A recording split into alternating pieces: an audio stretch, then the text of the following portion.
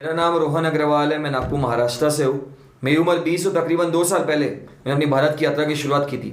वाराणसी की पवित्र धरती से गंगा में स्नान कर कर 25 अगस्त 2020 को, जब मेरी उम्र 18 साल थी, वहाँ से शुरुआत करते हुए मैं यूपी, राजस्थान, हरियाणा, दिल्ली, चंडीगढ़, हिमाचल, उत्तराखंड, मध्य प्रदेश, महाराष्ट्र, आंध्र प्रदेश, तमिलनाडु, कर्नाटक, केरला, गोवा, पौंडीचेरी, तेलंगाना, छत्तीसगढ़, उड़ीसा, झारखंड, बंगाल, सिक्किम अभी पहुंचा हूँ। ये मेरा 21वां राज्य है। तकरीबन 580 डेज मेरे को तक हो चुके हैं। यात्रा में अभी तक मैंने पैदल और लिफ्ट के माध्यम से ही यात्रा की है।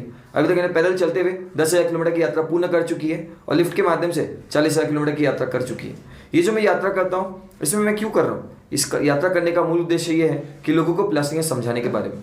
प्लास्टिक, आप सबको मालूम है, प्लास्टिक अपन हर रूप में, हर स्वरूप में यूज़ करते हैं, लेकिन कितने लोग उसको समझते हैं? उसकी संख्या बहुत कम है। उसके बारे में जानने वाले लोग बहुत कम है। उसके समझाना और बताने का मैं कार्य करता हूँ। प्लास्टिक को अपन जीवन में एलिमिनेट नहीं कर सकते, खत्म नहीं कर सकते, लेकिन हाँ, उसको अपन जरूर, उसका जो हार्मफुल इफेक्ट्स है उसको कम कर सकते हैं। तो उसको कैसे करना है उसके समझाता हूँ मैं, अलग अलग स्कूल्स में जाकर, अलग अलग ऑर्गेनाइजेशन में जाकर, अलग अलग लोगों को, जहाँ पे पब्लिक प्लेसेस पे, और एडमिनिस्ट्रेटिव लोगों को भी, गवर्नर्स को, और अलग प्रेसिडेंट्स और अलग लोगों को मैं जाकर मैं समझाता हूँ। साथ ही जो यात्रा है, ये पुरानी काल में गुरुकुल के माध्यम से भी होती थी, जिसको देशाटन बोला जाता था। वो यात्रा में लोग पैदल चलते थे, अलग अलग रिलीजन के बारे में, कल्चर के बारे में, लैंग्वेज के बारे में और लोगों के बारे में समझना, सीखना, अध्ययन करने का काम करते थे।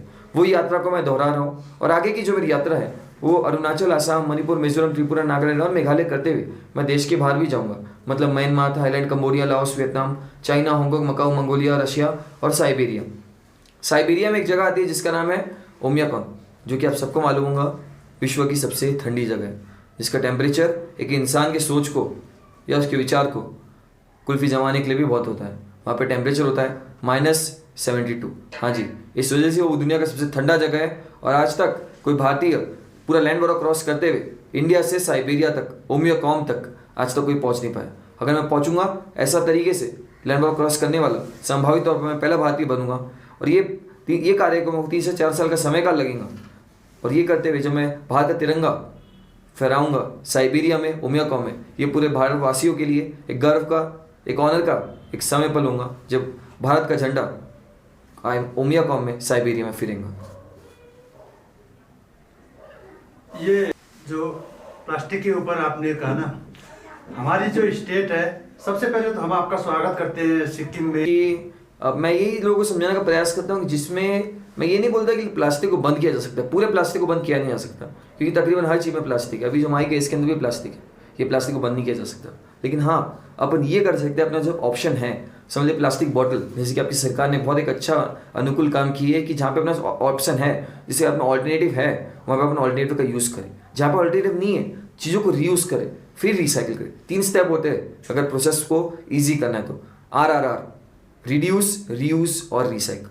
सबसे पहले रिड्यूस करो, रिफ्यूज करो और रिड्यूस करो। अगर कोई चीज़ को अपन उपयोग कर ही नहीं सकते, उसका ऑल्टरनेटिव है, अपना पर्याय है, यूज ही मत करो। इसलिए सरकार का जो कदम है बहुत सराहनीय है, बहुत बढ़िया है। और आप सबको मालूम है सिक्किम की क्या ही बात करें, सिक्किम तो देश का सबसे पहला ऑर्गेनिक स्टेट बना था। साथ ही साथ अभी वहाँ पे कैंपेन भी चल रहा है। मैंने जब एनवायरमेंट मिनिस्टर को फॉलोअप करा यहाँ के, मेरे को पता चला कि यहाँ पे एक वीक भी चल रहा है, प्लास्टिक अवेयरनेस वीक। वो 7 तारीख से 13 तारीख तक ऐसा कुछ चल रहा है मेरे ख्याल से। तो ऐसे इनिशिएटिव लेने से सरकार और लोगों में भी जागरूकता फैलती है। ऐसा नहीं जागरूकता नहीं फैलती, लोग भी सुधरते हैं, लोगों में बदलाव आते हैं। तो ये ऐसे कदम लेना एक सरकार के तौर पर बहुत सराहनीय काम है। और ये एग्जाम्पल है पूरे देशवासियों के लिए, पूरे दूसरे स्टेट के लिए, इंडियन के लिए भी और पूरे विश्व के लिए भी, कि आज एक छोटा सा स्टेट जिसमें 6 से 7 लाख का पॉपुलेशन है, वो आज इतना बड़े कदम ले रहा है। तो जो बड़े स्टेट है वो क्या कर रहे हैं, ये एक प्रश्न होता है हम लोगों पे। मेजरली जो मेरा काम है ना, मैं ये बिलीव करता हूँ यूथ को चेंज करने का, यूथ को एम्पावर करने का, यूथ को समझाने का। ज़्यादा मैं स्कूल्स में विजिट करने का प्रयत्न करता हूँ। बाकी अलग अलग एडमिनिस्ट्रेटिव लोगों को भी मिलता हूँ, पार्क्स में भी जाता हूँ, क्योंकि पार्क्स पब्लिक प्लेसेस पे आप अगर 10 लोगों के साथ चालू करोगे, हो सकता है लोगों की क्यूरोसिटी के कारण 100 भी बन जाए, 200 भी बन जाए, 300, 500, 1000 तक बन जाते हैं। तो इसके लिए पब्लिक प्लेसेस पे ज़्यादा मैं गैदर करने का कोशिश करता हूँ। लेकिन मेजरली जो मेरा फोकस है, एरिया फोकस जो रहता है, जो प्री प्लान बनता है, ब्लू प्रिंट बनता है, वो बनता है स्कूल के अराउंड में। आपकी यात्रा आप किस तरीके से स्टार्ट करते हैं? पर डे कितना किलोमीटर चलते हैं और इसको कैसे कवर करते हैं आपने? ये समय तो समय डिपेंड करता है। कभी 10 किलोमीटर भी चले हमने दिन में, कभी 70 किलोमीटर भी, 75 किलोमीटर भी चले मैक्सिमम मेरा जो है। कभी ज़्यादा चलते हैं, कभी कम चलते हैं, लेकिन एवरेज में 30 से 40 किलोमीटर चलते हैं। फिर लिफ्ट भी लेते हैं। फिर लिफ्ट भी डिपेंड करता है कैसे इंसान मिल रहे हैं, कितना लोग दे रहे हैं। अगर ज़्यादा नहीं मिलता है और पैर भी दुख रहे हैं तो जहाँ पे है वहाँ पे रुक जाते हैं, वहाँ पे कहीं ना कहीं रुकने का प्रयास करते हैं। कभी मंदिर में रुकते हैं, कभी चर्च में, कभी गुरुद्वारे में, कभी आश्रम में, कभी मस्जिद में, कभी किसी के घर में, कभी आश्रम में भी सोए, कभी पुलिस स्टेशन में भी, एम्बुलेंस में भी, हॉस्पिटल में भी, लोगों के वरांडा पे, एक बार क्रिकेट के स्टेडियम में भी। साथ ही साथ लोगों के कहते जब कॉर्पोरेट ऑफिस जब बंद हो जाते हैं उसके बाहर भी सोए, 1 स्टार से 5 स्टार होटल तक भी रुके हैं, साथ ही साथ रेस्टोरेंट में भी सोए। अलग जगह रुकने का अनुभव हमको प्राप्त हुआ है। ये सोच क्यों आई आपको स्पेशली, जो कि अब भारत तो भारत, आपने कहा कि हम बाहर भी जा रहा हूँ मैं, है ना, ये बड़ी सोच है आपकी। ये सोच क्यों आई आपको ये सब करने की? सोच बताना बहुत मुश्किल है, क्योंकि आप समझ सकते हो कि ये 580 दिन की मेरी यात्रा हो चुकी है। 500 दिन तक यात्रा में बने रहना, अपना मनोबल धैर्य रखना कोई बड़ी बात छोटी बात नहीं है। तो जो मेरी सोच भी बनी है वो एक दिन में नहीं बनी थी, बहुत सारी चीज़ों को समझकर सीखकर मेरी ये सोच बनी थी। बचपन से मेरे को बहुत रुचि थी अलग अलग रिलीजन में, कल्चर में, लैंग्वेज में और लोगों में। इन हर चीज़ों में मेरे को समझ में आया कि ट्रैवल एक बहुत कॉमन चीज़ है। हर रिलीजन में ट्रैवल है, हिंदुज़म में राम भगवान है, इस्लाम में प्रोफेट मोहम्मद है, क्रिश्चियनिटी में जीसस है, तो बुद्धिज्म में बुद्ध है, आदि शंकराचार्य, विवेकानंद, महावीर, गुरु नानक, सब के सब ट्रैवलर थे।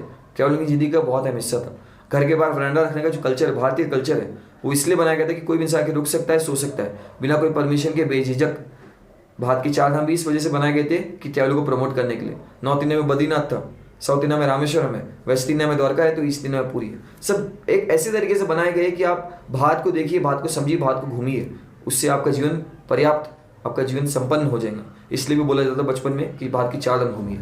लेकिन जब मैं कुछ चीज़ों को समझ में आया, को भी लगा कि ट्रैवल, यात्रा करना जीवन का एक बहुत एक अभंग अंग है पुरानिक काल में, जिसके माध्यम से बहुत लोग सीखते थे। साथ ही साथ मैं गुरुकुल की पद्धति के बारे में समझ में आया, वो कैसे यात्रा करते थे, देशाटन नाम की जो यात्रा थी। साथ ही साथ मैं प्रोत्साहित तो हुआ, लेकिन तब भी यात्रा करने के लिए इतना नहीं हुआ।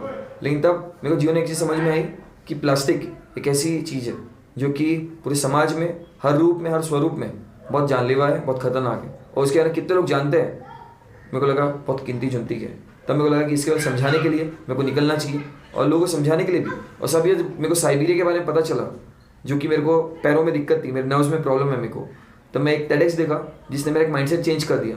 उसने मेरे को एक चीज़ बताया कि कोई भी अनुमान ऐसा मत लीजिए जो आपको प्रोत्साहित नहीं करता है। जो मेरे को दिक्कत थी नर्व्स में, जब मेरे को पेन होता था, जब मैं कोई भी ठंडी जगह पे जाता था, लेकिन जब उसने मेरे को एक चीज़ बोली, एक जन ने को बताया कि कोई भी अनुमान ऐसा मत लीजिए जो आपको प्रोत्साहित नहीं करता है। मैं सोचा हो सकता है कि मैं गर्म जगह पे रहता हूँ, इसलिए मेरे को ठंडी जगह जब जाता हूँ मेरे को दिक्कत होती है। वैसे ही कोई अगर ठंडा वाला इंसान, ठंडी जगह पे रहने वाला इंसान, जब उसको गर्मी जगह पे आता है उसको गर्मी से दिक्कत होती है, वैसे मेरे को ठंडी से होती है। लेकिन अपनी बॉडी ऐसी बनी हुई है कि अपन कोई जगह पे लंबे समय तक रहे, अपनी बॉडी उसे एडजस्ट करती है, एक्लिमेटाइज करती है। उस तरीके से मैंने अपनी यात्रा चालू किया, और तब मैंने बोला मेरे को दुनिया के सबसे ठंडे जगह पे जाना चाहिए, मेरी कमजोरी को मजबूती बनाना चाहिए, इसलिए मैं दुनिया के सबसे ठंडे जगह पे जाना चाहता हूँ जहाँ पे आज तक कोई भारतीय नहीं है। इंस्टाग्राम के माध्यम से, इंस्टाग्राम पे मेरा नाम है यात्री रोहन, और अलग माध्यम से भी जुड़ सकते हो, जहाँ पे मेरा नाम है रोहन अग्रवाल, AGRAWL, फिर यहाँ पे नागपुर डालूंगा तो आसानी से मिल जाएगा। साथ ही साथ मैं आपको एक मैसेज देना चाहता हूँ। मैसेज मेरा एक तौर से आपके लिए ये है कि आप सबको मालूम है एक इंश्योरेंस के बारे में। एक इंश्योरेंस एक ऐसी चीज़ है जो कि आज एक इंसान आज के लिए नहीं कराता, आगे वाले समय के लिए कराता है, फ्यूचर के लिए कराता है। वैसे ही प्लास्टिक है, अगर आज से आप समझना चालू कर दिए प्लास्टिक के बारे में, तो आगे लग जो समय है वो खराब नहीं, बहुत बेहतर और सुखद में रहेंगे। लेकिन अगर आज अब उसके बारे में प्लास्टिक में समझे नहीं, आगे वाला जो फ्यूचर है वो दुखद में और ख़राब रहने की आवश्यकता है, बहुत अनुमान है।